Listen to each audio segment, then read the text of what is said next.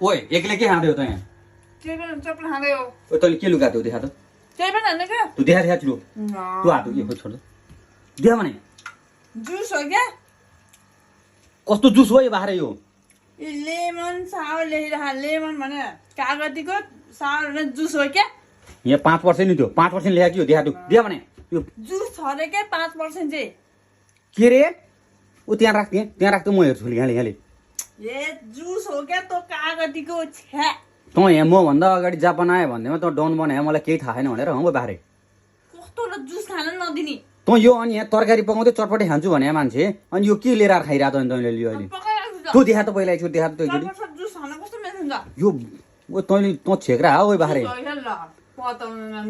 तँ म पछि यहाँ भर्खर आएँ भने तैँले मलाई यहाँ जिस्काएको हो है यो उही ओस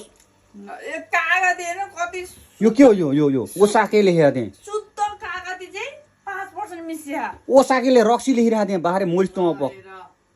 यो रक्सी हुन्छ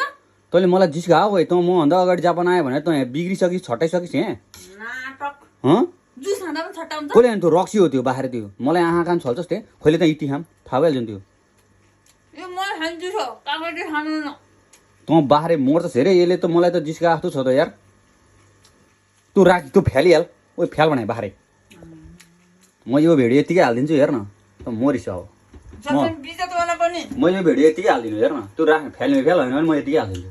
खाँदैन तँ बाख्रे मरिस त्यसो भाइ यस्तो बाख्रै हुँदो रहेछ गाई यार मलाई जिस्काउँदै म खान नदिने यार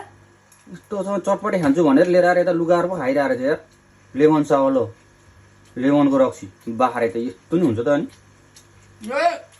कागतीको जुस हो कागती चिज है के हो मलाई थाहा तल पक्यो मान्छेलाई भ्रम पार्न पनि सीमा हुन्छ नि यो भिडियो जे छ त्यति हालिदिन्छु म हेर तँ बाख्रे त अति भएको मलाई त जित्ने भएको थिएँ आजभोलि त लास्टै भएको यो उल्का अचम्म भएको होइन